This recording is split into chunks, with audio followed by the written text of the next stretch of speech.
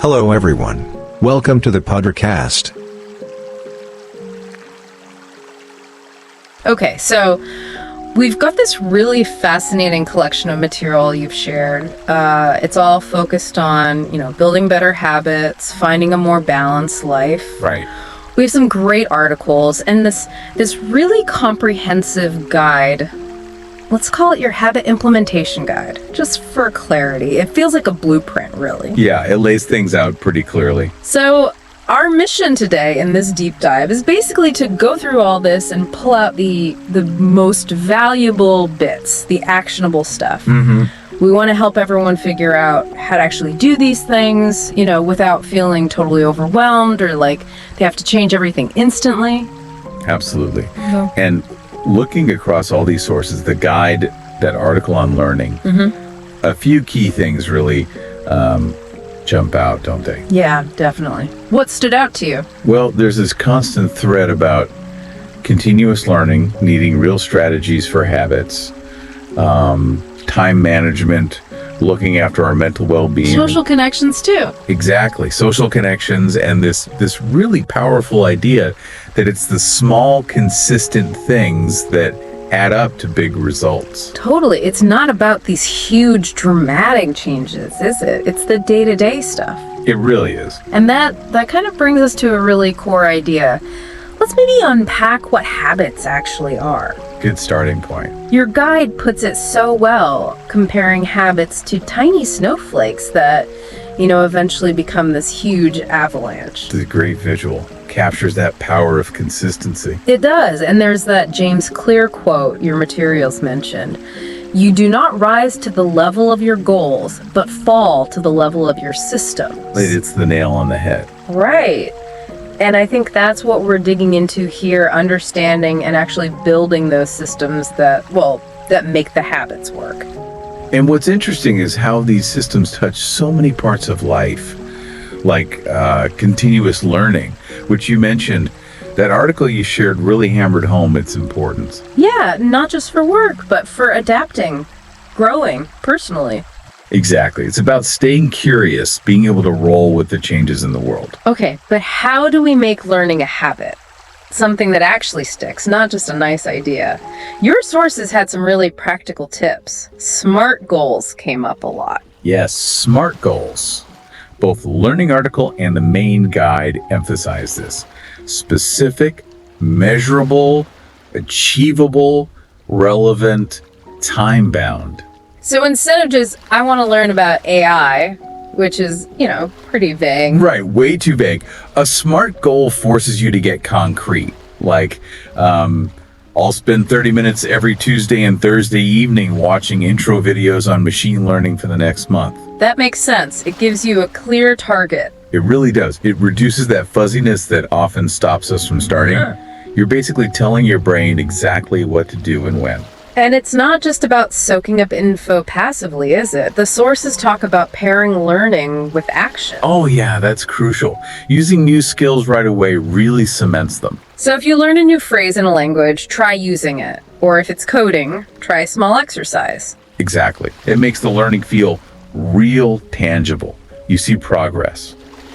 And your guide also talks about scheduling specific time for learning. Treating it like an appointment. Like a non-negotiable appointment, yeah. Put it in the calendar. Makes a huge difference. If it's scheduled, I'm way more likely to do it.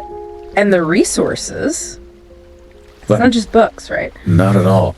The guide lists tons of options, online courses like Coursera, Udemy, Khan Academy, podcasts, obviously. Naturally. And even things like Blinkist or Skillshare for, quicker learning bites. It's about finding what works for you. And reflecting on it too. That came up. Yes, reflection is key. Both sources highlighted that. Journaling about what you learned, how you applied it, maybe just talking it over with someone. Sort of solidifies it. Exactly. Yeah. And the guide also mentions micro-learning, breaking big topics down into smaller bits. Makes it feel less overwhelming. Okay, so that covers making learning a habit. Let's zoom out a bit. Your habit implementation guide had these overarching strategies for building any habit. The 2-minute rule really stood out. Ah, yes, the 2-minute rule. James Clear talks about this a lot. and it's in your guide in the summary doc. It's brilliant in its simplicity. Explain it for us. The idea is you start with a super small version of the habit. Something that takes less than 2 minutes. Like ridiculously small. Almost absurdly small sometimes. The guide gives examples like read 1 page of a book, do stretches for just 2 minutes, meditate for 1 minute, learn 1 new word, write 1 sentence. It sounds almost too easy to work, but that's the point. It lowers the barrier so much that it's hard not to do it. It overcomes that initial inertia, that, I don't feel like it moment. I get that. I remember trying to start flossing. It seemed like such a chore, but I told myself, just floss 1 tooth. Did it work? It actually did, because once I was there doing 1 tooth, it was easy to just do the rest. It got me started. That's a perfect example. You create that tiny foothold. Yeah. Then you can build from there. And then there's habit stacking. Right. Linking a new habit to one you already have. Exactly. Using an existing routine as a trigger. The guide suggests thinking about things you already do automatically, like brushing your teeth or making coffee. So, like, after I brush my teeth, I will do the new habit. Precisely. After my morning coffee, I will meditate for 1 minute. Or after I put my work shoes on, I will put my gym clothes by the door. You're building these connections. And it's not all just about discipline, right? The guide talks about making habits, well, attractive, enjoyable even. Dopamine gets a mention. Yeah, tapping into the brain's reward system. We're more likely to repeat things that feel good. This is where temptation bundling comes in. Okay, what's that? It's pairing something you want to do with something you need or should do. The classic example is only listening to your favorite podcast while you exercise. Ah, I see. So you start looking forward to the exercise because you get the podcast. Exactly. Or the guide mentions only watching Netflix while you're on the treadmill. You associate the habit you're building with something you already enjoy. That's pretty clever. Kind of tricking your brain in a good way. Pretty much. And the flip side is making bad habits less attractive or harder to do. Reducing friction for good habits, increasing it for bad ones. Okay, give me examples of reducing friction for good habits. Well, the guide suggests things like prepping healthy meals or snacks over the weekend, so healthy eating is the easy option during the week. Laying out your workout clothes the night before.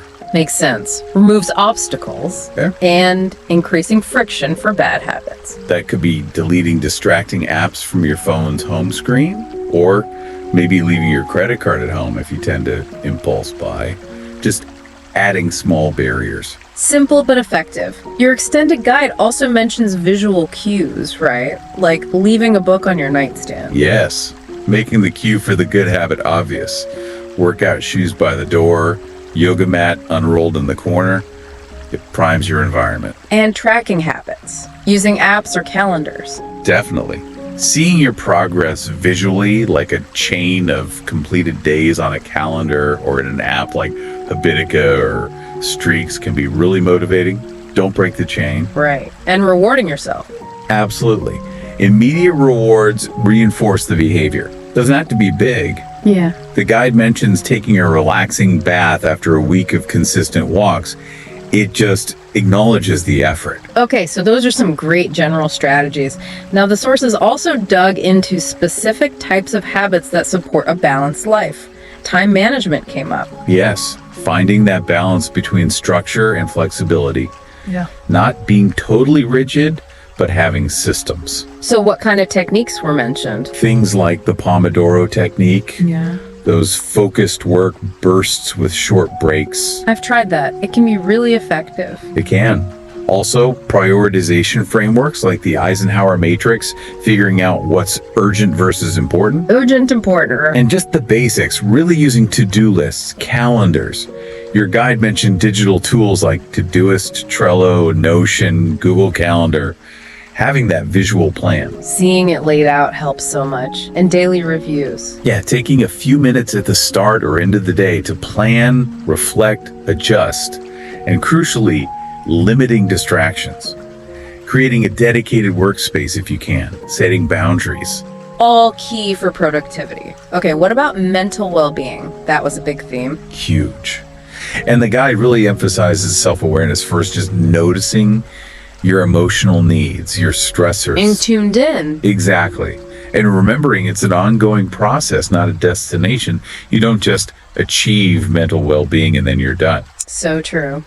So what are some practical habits for nurturing it?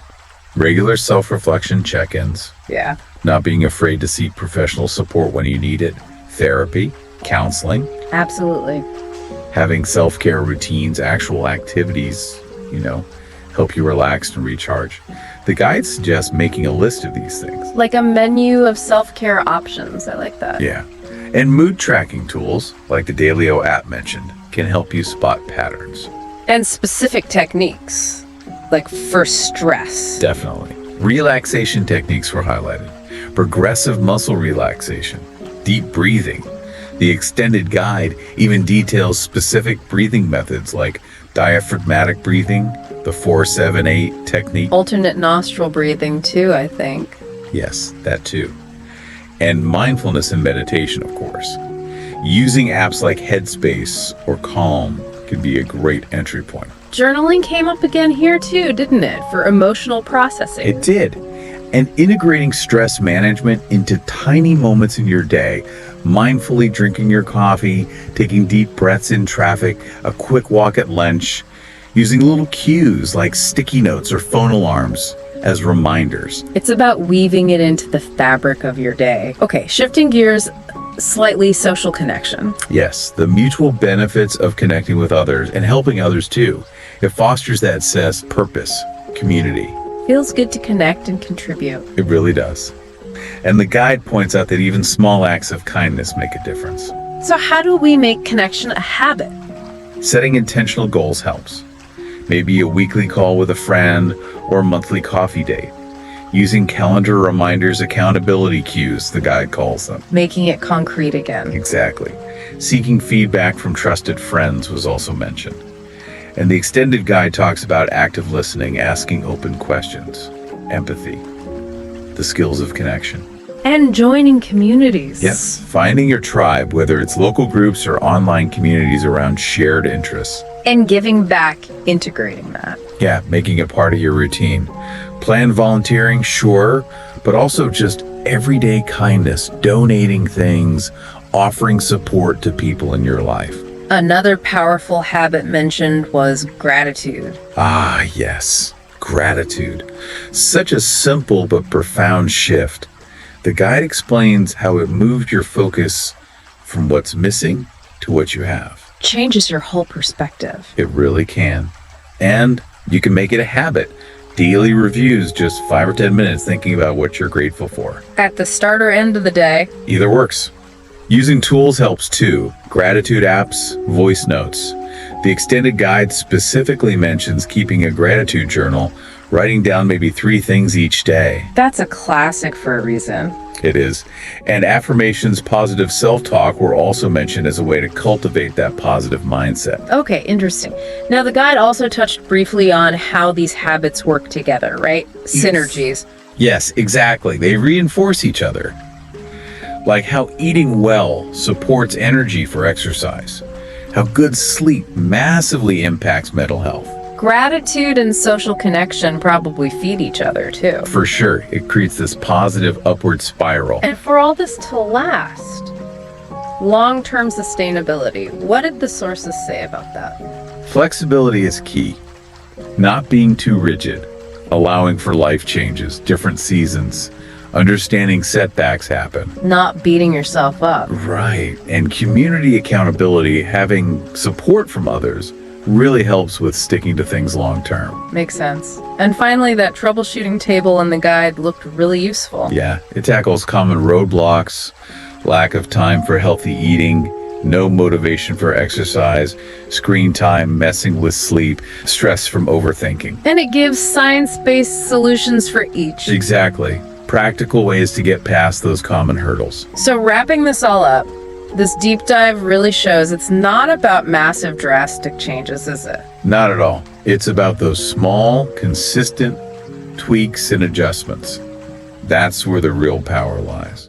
So we really hope you, listening, can take some time to reflect.